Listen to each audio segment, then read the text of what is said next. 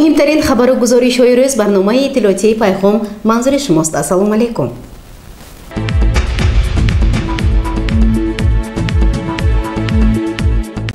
бо мақсади шинос гардидан аз рафти корҳои саҳроӣ ва вазъи зиндагии мардум раиси шаҳри Панҷакент Абдухолиқ Холиқзода ба ҷамоати деҳоти Лоиқ Шералӣ сафари корӣ анҷом дод. бо мақсади ошноӣ пайдо кардан аз рафти корҳои саҳроӣ, шиносоӣ бо вазъи зиндагии мардум ва бунёди иншоотҳои ҷашнӣ, раиси шаҳри Панҷакент Холиқзода Абдухолиқ ба ҷамоати деҳоти Лоиқ Шералӣ ташриф овард. дар ҷараёни боздид раиси шаҳр бо рафти сохтмони маркази таъмир ва шустушӯи нақлиёт ки аз ҷониби соҳибкор Аминҷон Дӯстов бунёд мешавад, шинос гардида, ҳамчунин аз рафти сохтмони бинои беморхонаи минтақавӣ ки бо маблағгузории мақомоти иҷроии ҳокимияти давлатии вилояти Суғд бунёд мегардад, маркази савдо дар деҳаи Ғӯсар шинос шуда бо сохтмончиён суҳбат анҷом дод ва таваҷҷӯҳи онҳоро ба сифати корҳо ҷалб намуд. гузориши Сабрина Акрам ва Талабшод Тошев.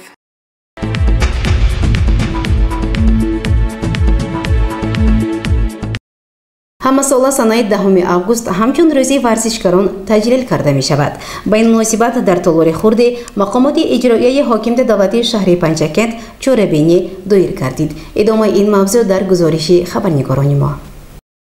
ба муносибати рӯзи варзишгарон ки ҳамасола санаи 10 август таҷлил карда мешавад, дар мақомоти иҷроии ҳокимияти давлатии шаҳри Панҷакент бо иштироки муовини раиси шаҳр Нақиби Парвина, намояндаи кумитаи кор бо ҷавонон ва варзиши назди ҳукумати ҷумҳурии Тоҷикистон Самиаллоҳ Шерлизода ва риёсати кор бо ҷавонон ва варзиши вилояти Суғд Ихтиёр Исроилов, собиқадорони варзиш, варзишгарон ва шогирдони муассисаи давлатии мактаби варзишии шаҳри Панҷакент чорабинӣ доир гардид.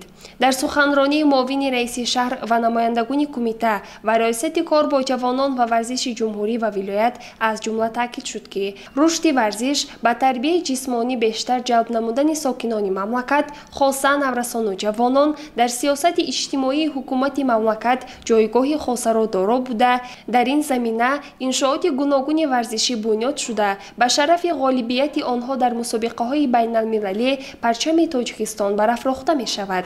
варзишгарони Панҷакент низ дар мусобиқаҳои шаҳрию вилоятӣ, ҷумҳуриявӣ ва байналмилалӣ иштироки фаъолона доранд.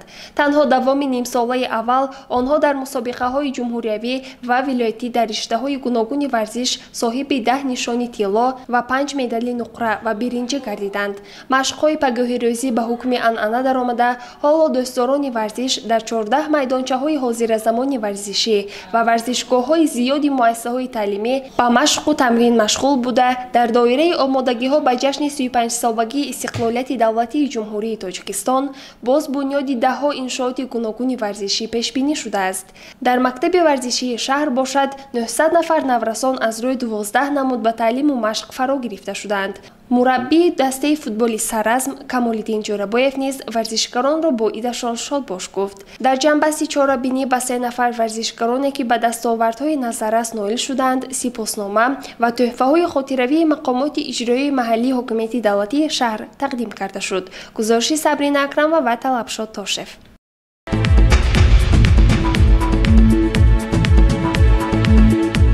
таҳти роҳбарии муовини раиси шаҳри Панҷакент Парвина Нақибӣ ҷаласаи навбатии амалигардонии Қонуни ҷумҳурии Тоҷикистон дар бораи забони давлатии ҷумҳурии Тоҷикистон баргузор гардид.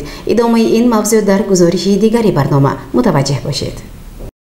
дар мақомоти иҷроияи маҳаллии ҳокимияти давлатии шаҳри Панҷакент таҳти роҳбарии муовини раиси шаҳр Нақибӣ Парвина ҷаласаи навбатии комиссияи амалигардонии Қонуни ҷумҳурии Тоҷикистон дар бораи забони давлатии ҷумҳурии Тоҷикистон баргузор гардида, роҳу усулҳои татбиқи ин қонун ба таври хеле мушаххас таҳлилу баррасӣ шуд.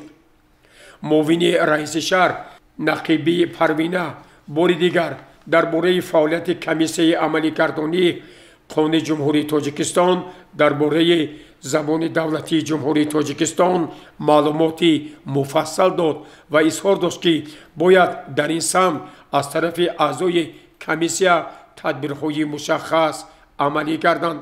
дар ҷаласа اعضای کمیسیا، نمایندگان واسطه‌های اخباری عامه، مؤسسه و کارخانه‌ها اندیشه و ملاحظات خویش را پیرامون تطبیق قانون جمهوری تاجیکستان درباره زبان دولتی جمهوری تاجیکستان اظهار نمودند و تاکید ساختند که ما همگان باید در سمت تطبیق قانون مذکور و به آلایش و پاک نگاه داشتن زبان ناب تاجیکی تمام جهد و تلاش‌های خویش را روانه سازیم.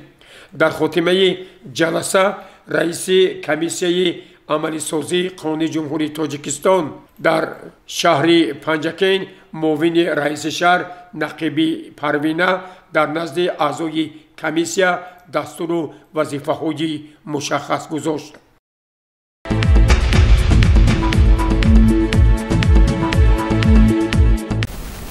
گزارش دیگری برنامه اطلاعاتی پیغام از بازدید دبیرستان‌های جماعت دهاتی سرازم نقل می‌کند. ҳайати эҷодии телевизиони симои шаҳри панҷакент роҳ сои деҳаи камар ҷамоати деҳоти саразм гирифтем. аз муассисаи таҳсилоти миёнии умумии рақами 43 дидан намудем. муассиса аз 14 синфхона иборат буда аз таъмири косметикӣ бароварда шудааст. инчунин аз ҷониби соҳибкори ҳамин деҳа 4 синфхонаи иловагӣ сохта шуд ки то соли хониши 2022 ба истифода дода мешавад. дар ду баст 557 нафар хонандагон таҳсил мекунанд ва ба онҳо 42 нафар омӯзгорон таълим медиҳанд. барои зимистонгузаронии соли 2022 ва 23 ангишсанг 5 тонна ва ҳезум 5 куб захира карда шуд. муассисаи таҳсилоти миёнии умумии рақами 38 дар деҳаи Якасада дар ҷамоати деҳоти Саразм воқеъ аст. бинои иловагии ин муассиса соли 2018 оғоз гардид ва соли 2022 ба пуррагӣ ба итмом расид. ман Абдиев Алишер, директори мактаби 38 мебошам. мана ҳамин соли нав ба мактаби нав ин сохтоси ҳамин худо ҳаст сентябр ба ҳамин 250 та бачаҳо ҳаминҷа қабул мекунем. ин мондагиши ин боло ба мехонад. айни ҳол дар ин бинои нав 45 нафар омӯзгорон ба 250 нафар хонандагон дар ду баст дарс медиҳанд ва 11 синфхонаи мактаб аз таъмир бароварда шуд ва инчунин толори маҷлисгоҳ сохта шуда истодааст. гузориши Дилшода Ҳалимова ва Исмоилҷон Холев.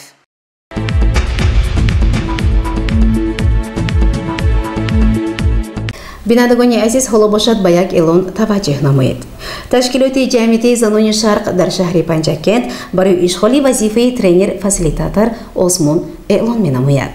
талаботҳо, маълумоти олӣ, таҷрибаи корӣ бо барномаҳои компютерии Excel, Word, донистани забони давлатӣ ва русии ҳатмист. инчунин барои донистани забони англисӣ низ афзалият дода мешавад.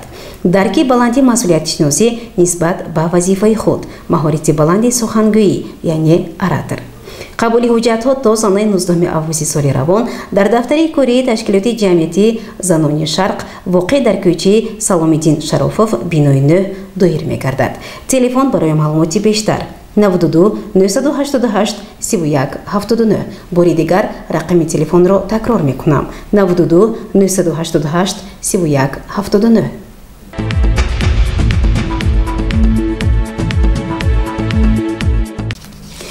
бинандагони азиз, дар ҳамҷо барномаи иттилоотии пайғом ба поён мерасад. барои ҳар яки шумо саломотиву сарбаландиро хоҳонем. хайр.